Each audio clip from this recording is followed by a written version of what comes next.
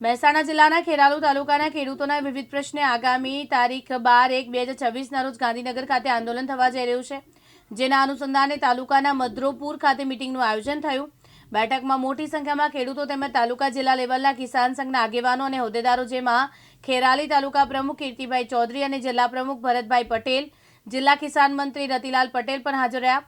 આગામી તારીખ 12/1/2026ના રોજ મોટી સંખ્યામાં ગાંધીનગર ખાતે મોટી સંખ્યામાં હાજરી આપી હોવાનું જણાવ્યું હતું।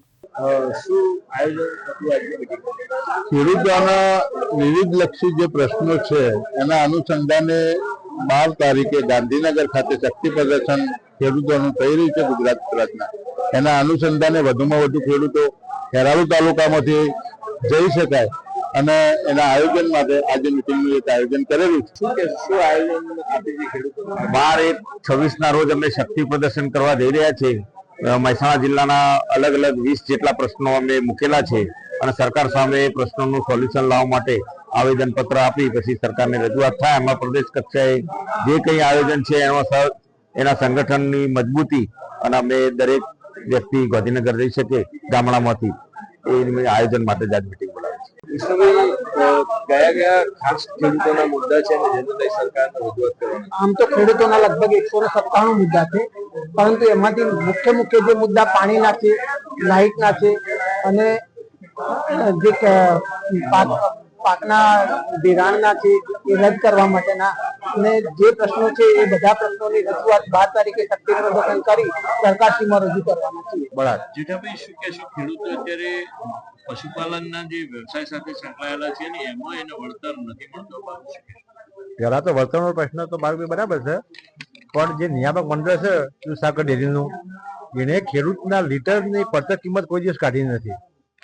લીટર પાસે કેટલો ખર્ચો પડે છે, અત્યારે ઘાસચારો કેટલો મોંઘો છે, પણ કેટલું મોંઘું છે, એ કોઈ દિવસ આ લોકો નિયામક મંડળે કરી એમના મગજમાં વિચાર જ આવ્યો નથી કે ભાઈ લીટર દૂધના પાછળ ખેડૂતનો વધે કેટલો ખર્ચો પડે છે અને એક ગાય ખેડૂત દૂધ આપે તો વધીને પાછળ કેટલો ખર્ચો પડે છે, એ પેલો મહત્વનો પ્રશ્ન છે। પછી સરકાર જોડે માગવાની જરૂર છે, કારણ કે અત્યારે 35 રૂપિયા લીટર દૂધ લે છે અને 36 રૂપિયા લીટર સારી વેચે છે। હવે આ પ્રશ્ન જે તફાવત છે તે ખેડૂત મરી જાય છે। બીજા કયા મુદ્દા ઉપર ખેડૂતો જે હાલ આંદોલન કરશે? બીજો તો આ એક વળતરનો મુદ્દો પેલા ભાઈએ કીધું કે ભાઈ જો તફાવત મારા પોતાને તફાવત પડી ગયો છે, મારા પોતાના 8,000 રૂપિયા આવ્યા છે, કોઈ ખેડૂતને 22,000 રૂપિયા આવ્યા છે, કોઈ ખેડૂતને 42,000 રૂપિયા આવ્યા છે, અમુક ખેડૂત તદ્દન ખાતો લાખ રૂપિયા મળ્યા છે। એ આ એક આ તફાવત એ મુદ્દાનો પ્રશ્ન છે।